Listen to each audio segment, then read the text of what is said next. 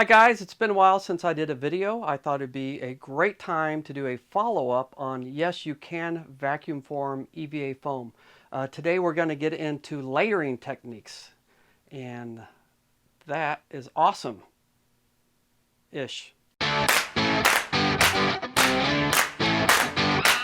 Most of this is on the first video, so you may want to see the first video first and then watch this one next. So right away I have my frame that I'm going to stick my EVA foam in, and I have some 4mm high density. I'm going to line that up, put my frame over it. Going to grab a bunch of clamps here and clamp this up.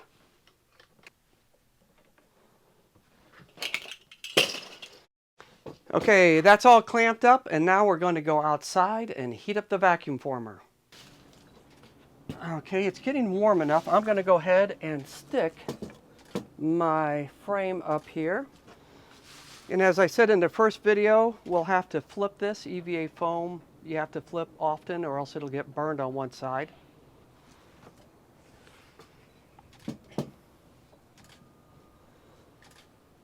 This will buckle for a while, and then as it gets hot enough, it's going to stretch tight. And then I'm going to turn on the vacuum former and suck the air out and get a good head form. One little tip I want to share with you is in the winter time, it can get pretty cold here, and sometimes the upper layer loses heat as I'm flipping it. So I have created a board that I'll put over it during the winter time, and then every time I flip it, then I'll put the board back on top in order to keep the heat in.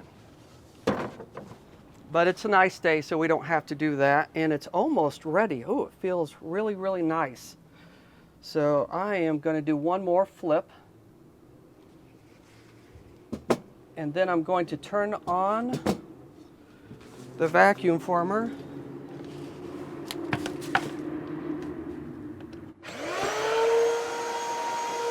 Here we go.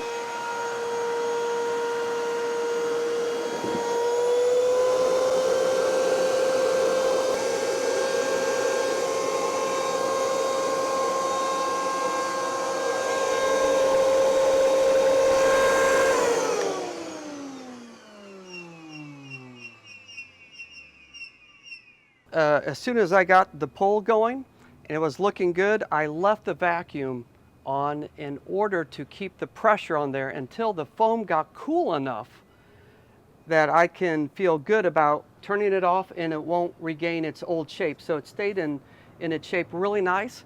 Now we're going to go inside and do some fun stuff. Okay, we are back in the studio, and I pulled the pattern out of the foam. And now I'm getting ready to cut it. So let's move this out of the way.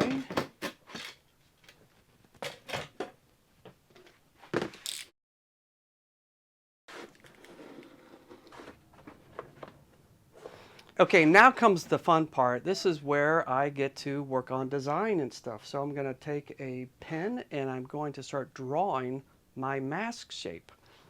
Now I'm not going to make this mask look really great. This is just for a demo, so I'm just going to come up with a quick impromptu design. So don't judge me. Okay, I think I have something, and it's just keeping it very simple, and let me cut this out.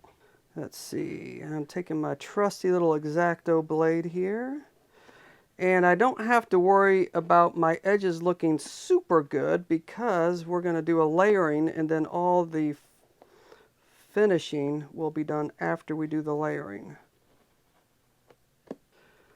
I am cutting out the detail work first before I trim out the sides here. These sides are going to give me more support to make it easier to cut out these areas, and then I will come out around and then cut out the outsides. Okay, next I'm going to place the buck back in the mask. Really quick, the pattern that you use for vacuum forming, the term they use in the industry is a buck. So I am going to call this person Bucky. Bucky gets a mask. And now I'm going to do something really fun. I'm going to start layering up strips on here for detail. And then we're going to vacuum form on top of this again. And it's going to be awesome. Okay, I'm going to use scraps from my vacuum form right here. I'm just going to cut out some strips. And I am going to glue them to Bucky's helmet.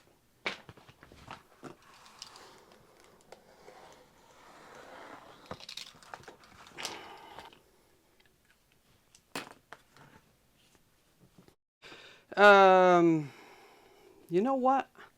I don't think I'm going to use contact cement today. I think I'm going to use my Super 77 right here. Now, Super 77 is great for making things stick very quickly, but usually after 6 months to a year, it starts to crystallize and falls off. But I think for this project, it doesn't matter.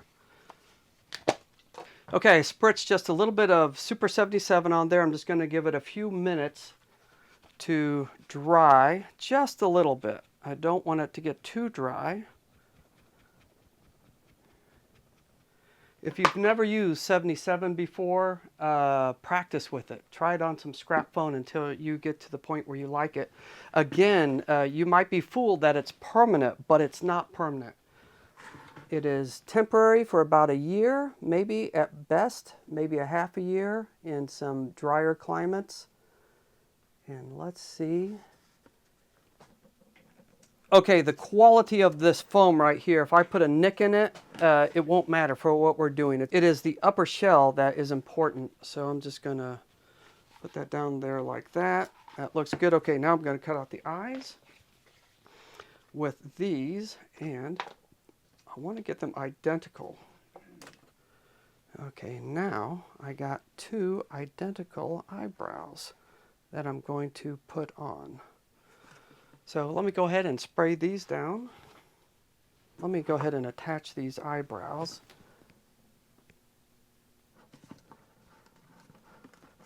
Okay, and now I'm going to work on the mutton chops right here, the sideburns. Okay, and that I can live with. I kind of like that. So I'm going to make another one just like it. Okay, I think that's it. I think we're going to go on to our second layering of EVA foam over this, and let's see what it looks like. Okay, one thing I do is I use the vacuum form lid that I use in the winter time, and I use that for a pattern. And it makes it really easy to cut out foam, so I can just go right along these lines here. And it fits perfectly in the frame every time.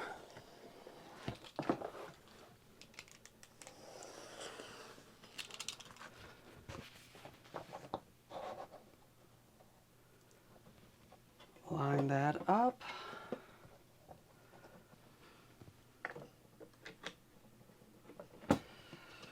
Okay, there we go. We're ready. Outside again. Okay, I'm letting my heater unit heat up, and it's getting pretty warm right now, so I can probably put this on here.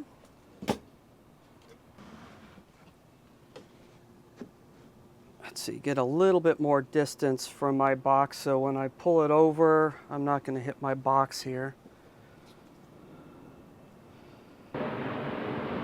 We're over a flight path, and sometimes we get blue ice falling from the sky, and we have to duck and cover under the eaves.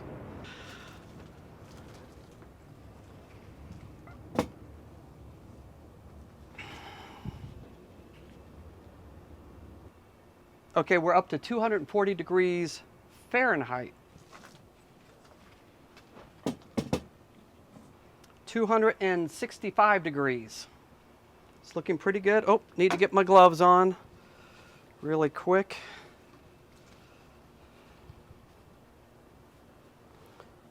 That's feeling really nice. Flip it one more time and then we'll start up the vacuum former. Yeah, it's feeling really nice. Okay, let's do it.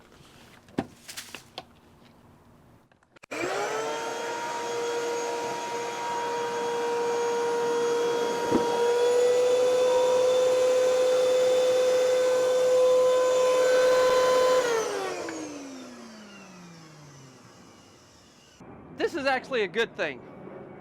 I know the airplane's flying over again. Hopefully you can still hear me. I don't think I got it hot enough.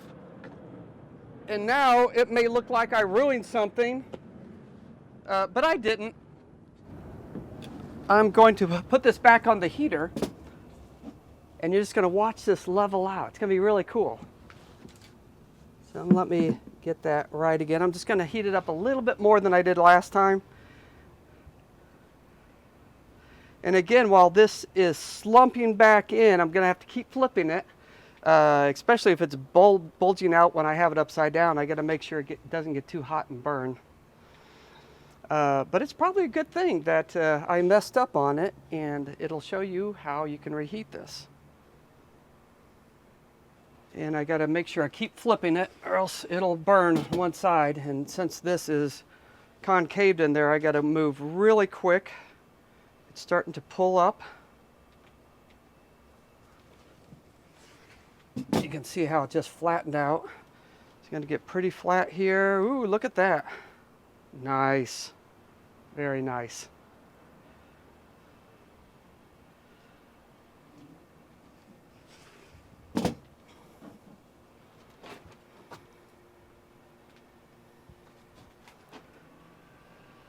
It's like totally gone. Nice and smooth.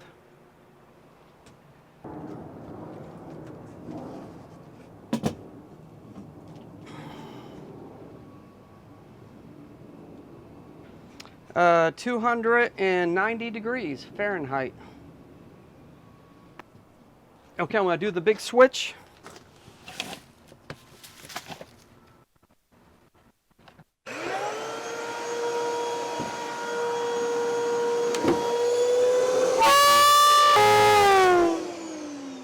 Woo, that is loud.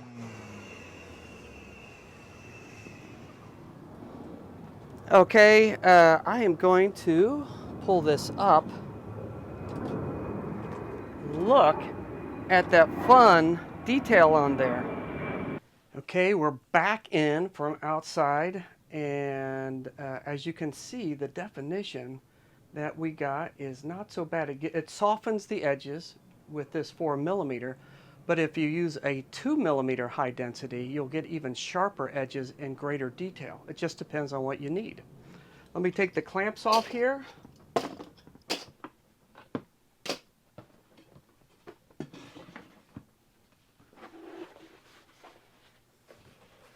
That's pretty cool, isn't it?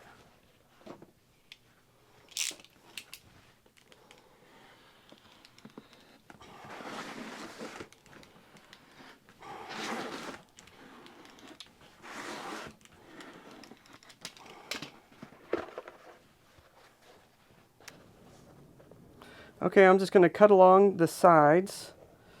Maybe give myself a little bit of space there. And cut the mouthpiece out. So give myself a little 1/8" playroom.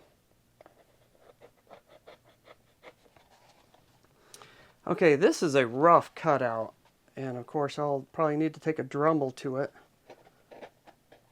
to get the edges really nice. But right away you can just see the potential of what this has without having to worry about all these crazy edges. Okay, here we go. This is a head cast from a cosplayer. I believe she goes under the name of Little Bear. I'll have to double check on that. And she allowed me to cast her head, and then I created some foam heads from her and some rigid plastic ones. Let's see how this fits on. This lighter gray will help you see where her eyes are and stuff.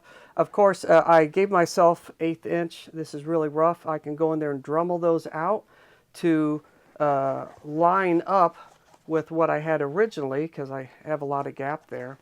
And then you start colorizing it. Here we go. Here's a similar one that I did. From beginning to end, just coloring it and everything, I think it just took me like 2 hours to do just for that. I mean, that was great. And look at that, just form-fitting, slick. The edges are really nice. That's all I did was take some, I think I just took some super glue to the two sides and glued them together. And then after I glued them together, I cleaned up my edges. And in here doesn't need to be clean. All that's kind of free floating, those pieces, and they're not going to move out of their little slot there. Now we're going to do some additional stuff. You've seen how I can do EVA foam on top of EVA foam, and now I'm going to do some styrene on top of EVA foam for if you want a hard shell. And so I have right here with me a nice thin piece of black hip styrene, high impact styrene, and it is pretty thin, so I think we're going to get some really good detail on this. I have a special frame that I put this in. I can't put it in the same frame that I have the EVA foam in, so let's get out the other frame and talk about that. Okay, here's the frame that I use when I work with plastics. As you can tell, the inner liner here is not that really rough sandpaper that is needed to grip the foam. What I have here is a high temperature rubber that I put in there.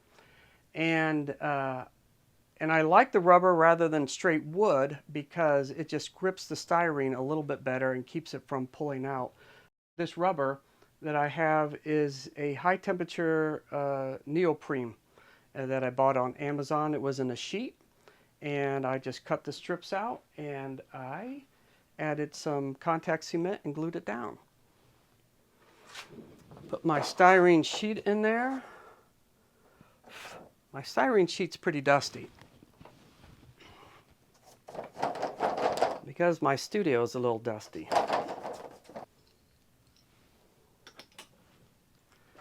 Okay, I got it all clamped out. And now it's time to go outside and heat this puppy up and see what happens. The nice thing about styrene as opposed to lower temperature things like Warbler, if you live in a hot climate like Texas, where I'm at right now in the summertime, and the lower temperature thermoplastics will tend to melt in your car. And so you have to be very careful as a cosplayer that when you're traveling, you always keep anything with Warbler in the cabin, and when you leave the car, don't leave for more than 5 minutes without the air conditioner going. But with this stuff, a much higher temperature, you can leave it in the car and it's going to be safe, so you don't have to worry about that. Okay, it looks like it's hot enough. I'm going to put my frame on here, get it lined up. And this is going to behave differently from the styrene. It's going to buckle a little bit, but instead of tightening up like the foam, it's going to slope down. And you know when it's ready when it has a really nice good slope in it. And because it's so thin, it's going to heat up pretty quick. And I don't even need to flip it. It's so thin. I am looking at which side looks prettier. And so maybe this side looks prettier. The other side had some scratches on it. So I'm going to leave this side up. And so when I vacuum form, it's going to look nice. Oh, where's my temperature thing? Let's see how hot it is right now. 250 right now, so it got really hot really quick. It's starting to tighten up, and then it will slope. About 315 degrees. It's going to be ready pretty soon. It's looking really, really good, so I'm going to go ahead and go for it.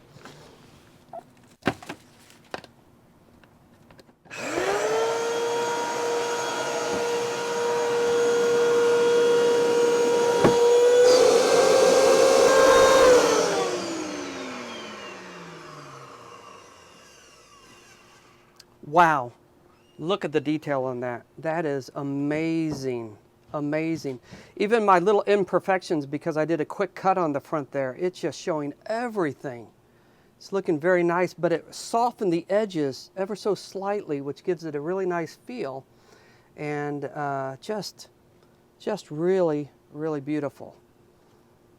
We are back inside, and I'm going to undo the clamps right now. And we're going to take a look at this. All the important parts of the mask formed in a very beautiful way. There's a couple strings right here, but that's under the mask area, so we're all in a safe area. Okay, let me cut this out.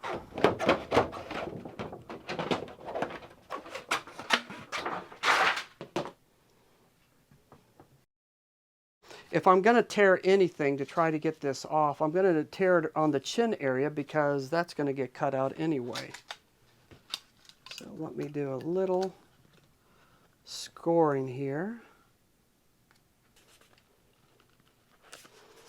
Okay, those are coming off okay. Forgot about the ears. Get these ears cut out. Okay, I'm going to slowly try to massage this off. Oh, there we go. Nice. Okay, that worked out really nice. Let's see, I can cut out the eye holes.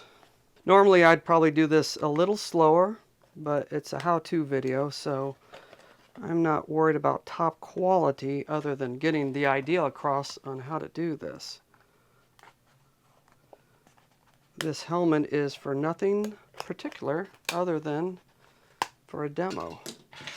Okay, let's get in the gray bucky and put that on. Look at that. That is awesome. And that's plastic. And it's thin enough plastic that it's a little flexible. And because it's plastic, it gives this incredibly smooth surface that's going to be really fun to finish out. And it is custom fitted for this cosplayer's head. And on the inside, even though it's plastic on the outside, it's a really nice soft EVA foam on the inside. That's pretty awesome. Okay, now let's see if I can pull the mask, the under mask out. And we're going to try to play with some ABS, 1/8 inch, really thick stuff. Ah, there we go. Nice. Okay, I pulled that away and I was able to keep that nice thin plastic shell intact. I will say this is the high density foam, and it does tend to stick a little bit more to the layer that's on top than the regular density foam. But it still comes off, and I do like playing with the new high density foam.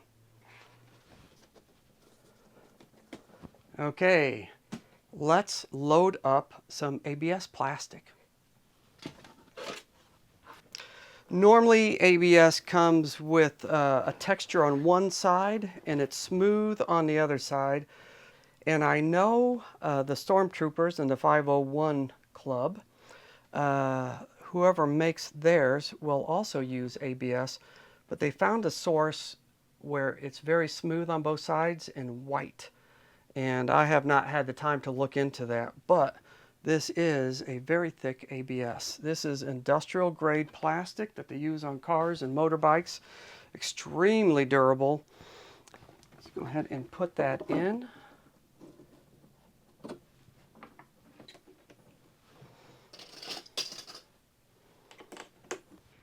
Okay, there it is, ABS in the frame.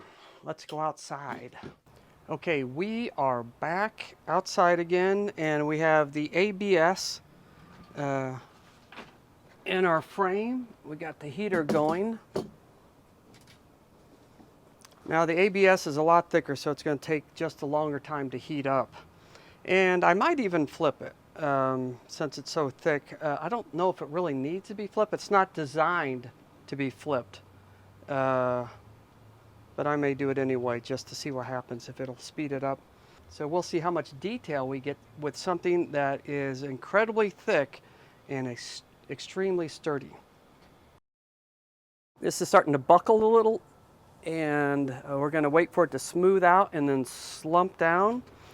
Let's see what temperature we got right now. We got 220, so it's going to get well over 300 before it's ready. It's up to 260 degrees Fahrenheit. It's starting to sag, but it needs to sag a lot more than this. See, what do we got? We got 360 degrees now. Yeah, that was at almost 390. Okay, we're gonna go for it. Here we go.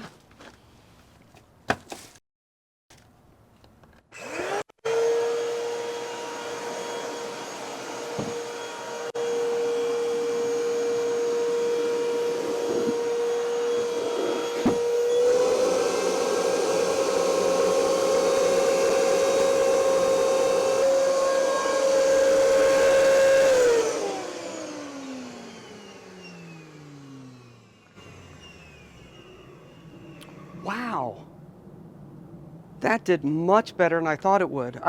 You saw me struggle. These got in the way. I should have had these out like this, these clamps, and so that was a bit of a problem. But even though it was super thick and it didn't seem that flexible, look at the detail on that. That's insane.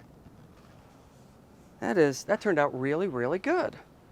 Okay, we're gonna have to let this cool down because the plastic is so thick that it's still really, really hot. Yeah, I can't touch it. It's pretty hot. We're gonna let this cool down, bring it inside, and let's see what it looks like. Okay, we are back inside, and several things went wrong, but several things went so very right. When I was starting to do the pull, um, my clamps got in the way of my guide bracket, and you saw it in the video. I was struggling with it, and usually when you struggle with something that long, you lost the pull. But this stayed hot, and when I finally got it, man, the details were awesome. But because I was struggling, the foam helmet shifted on the head. So I have this big space above this ear, and down here, it's overlapping the ear area here. Even though the ABS still seemed not so pliable after I heated it, it was very pliable. And the house vacuum cleaner engine that I had worked great. How to cut this out, this stuff is crazy durable. And so I'm going to have to use a Dremel tool to cut it out. And we'll see what I can do really quick.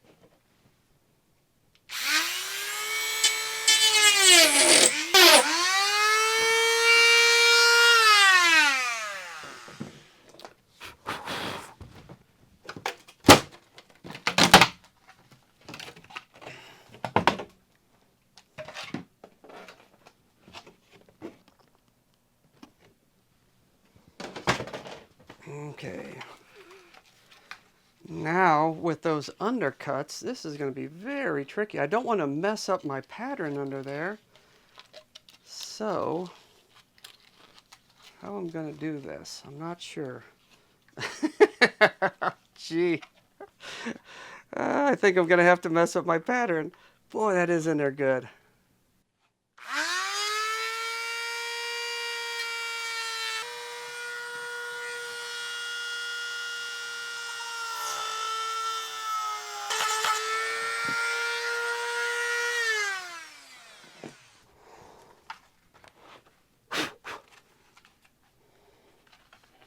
Let's see if that unlocked it a little bit. Oh, yes, it did. That's nice. Let's see what we got back here. We have this lock back here. But if I can get the front off, I can save that lock. I need 5 hands. Ah! I did it. Okay, people, I did it. Yes, I'm proud of myself. A little bit of scarring on Bucky and a little ear problem there, but in general, she held up pretty good. And this crazy thing, man. Okay, even though in some ways it's a failure, in other ways it's a big success because it shows you can take ABS and vacuum form it over foam and layer it. And so everything I was talking about today, the layering technique, it's something I did years ago when I did the Amazon Warrior outfit. And here are some pictures of the step-by-steps that I did of the Amazon Warrior outfit. And you can see the eagle pattern. After I vacuum formed the basic EVA foam, then I vacuum formed high impact styrene on top of it, the 1/8 inch thick styrene. So it was much thicker, and I did 2 layers for the bird. So I actually had 3 layers of vacuum forming going on in order to create this costume, and it just turned out nice. And so that is my update for vacuum forming EVA foam and how to do layering. And let me know what you think about the video, and I'll try to get some more fun videos going in the future.